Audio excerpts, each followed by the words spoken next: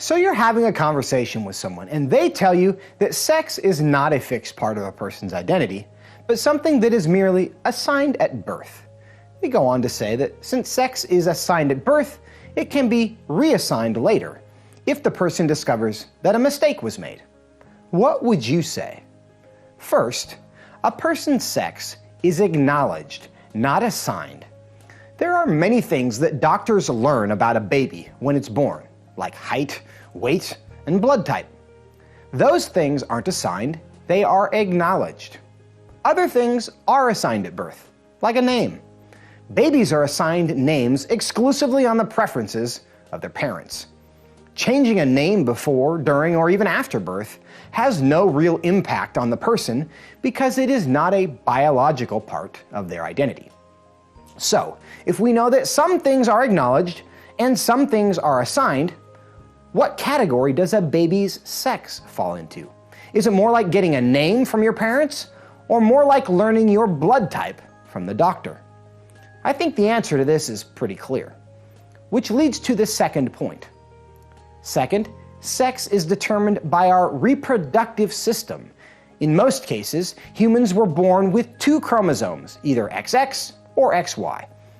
Those chromosomes lead to the creation of reproductive organs, which create sex hormones, which in turn create genitalia and secondary sex characteristics like body hair, bone structure, or an Adam's apple.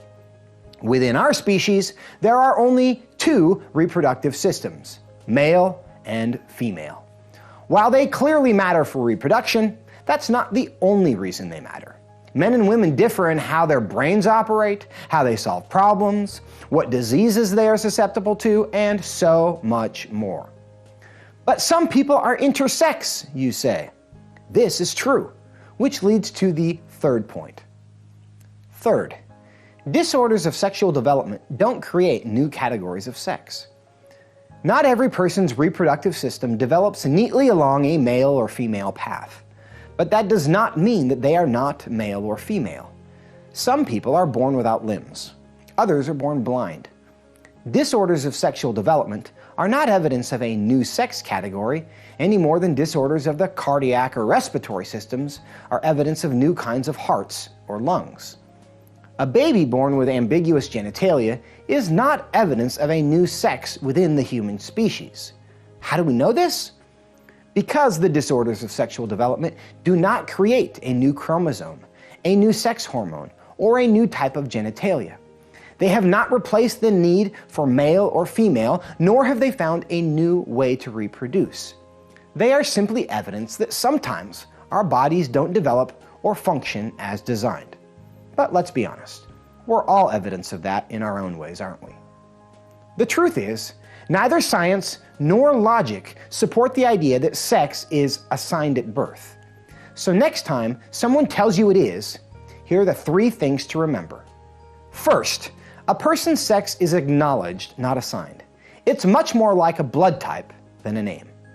Second, sex is determined by our reproductive system, not our feelings.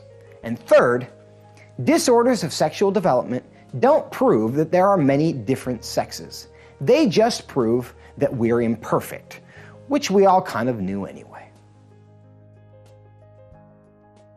If you like this video, let us know below. If you want to make sure you see the next one, hit subscribe.